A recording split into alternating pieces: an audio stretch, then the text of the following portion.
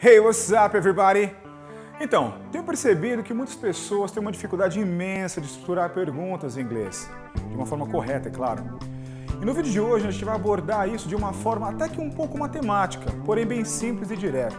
Espero que vocês consigam compreender isso muito bem até o final do vídeo. Mas antes disso, vamos curtir uma música, como sempre, ok? Um som que com certeza vai ajudar a gente a entender um pouco melhor essa questão das perguntas em inglês. Ok? So, let's rock your English, guys!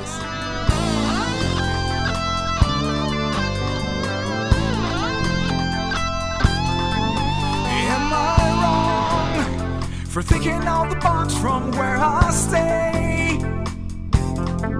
Am I wrong for saying that I choose another way? I'm trying to do what everybody else doing, just cause everybody doing what they all do. If one thing I know, I'll fall but I'll grow. I'm walking down this road of mine, this road that I call home. So am I wrong for thinking that we could be something for real? Now am I wrong for trying to read the things that I can't see? That's just how it feels. That's just how it feels. That's just how it feels. Trying to reach the things that I can't see. Am I tripping for having a vision? My prediction. Welcome back, folks! Vamos então aniquilar essa dificuldade de uma vez por todas, ok? Para isso eu vou ensinar a vocês uma fórmula simples e direta que com certeza irá facilitar muito tudo isso. Vou dividir as palavras que serão usadas em uma pergunta em 5 posições diferentes. Posição número 1. Então vamos lá. Todas as palavras que se iniciarem com WH ou a palavra how, aqui eu vou considerar também todas as palavras que estiverem diretamente ligadas a elas, como por exemplo, how many books, or how much money, or what time. Todas essas palavras, pessoal, eu vou considerar elas a posição número 1 de uma pergunta. Ou seja, quando elas forem necessárias em uma pergunta, elas virão logo no começo. Posição número 2. Aqui nós teremos os verbos auxiliares. Eles podem ser do, does, did, am, are, is, was, were.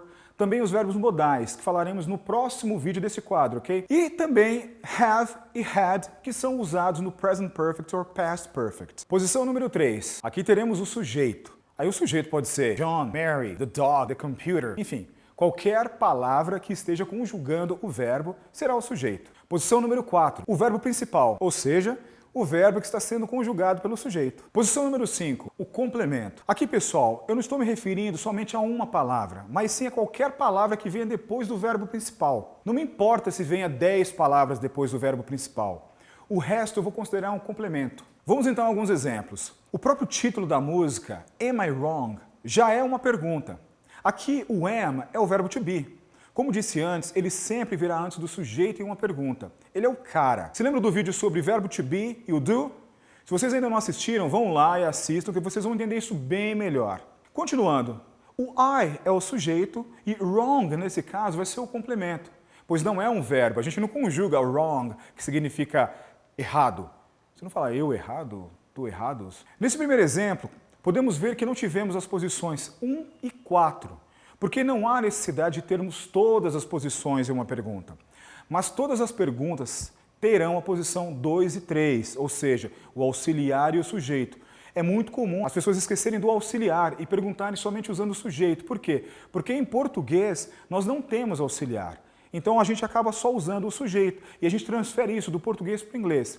Mas enfim, mas há uma exceção em inglês que é uma pergunta onde eu não vou ter o auxiliar. Mas futuramente eu vou gravar um vídeo sobre isso também. Outro exemplo. Where does she live? A palavra where começa com WH, então ela será o número 1. Does é o auxiliar, 2. She é o sujeito, número 3. Live é o verbo, número 4. Como vocês viram, aqui não tivemos 5, que seria o complemento, porém a pergunta está completa. O does auxilia o he, o she e o it.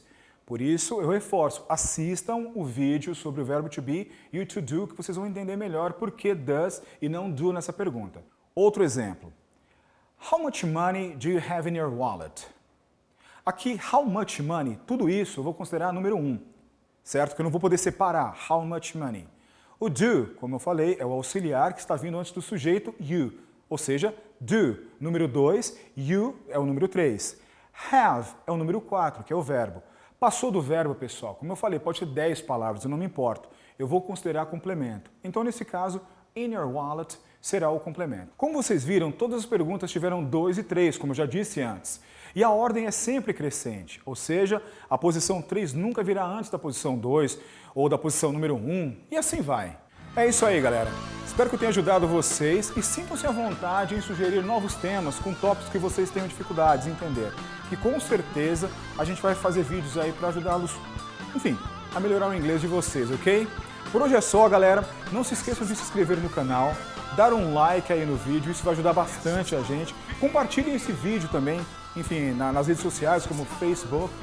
E nos sigam nas redes sociais, Facebook, Instagram e assim por diante, ok? Grande abraço, galera. Peace!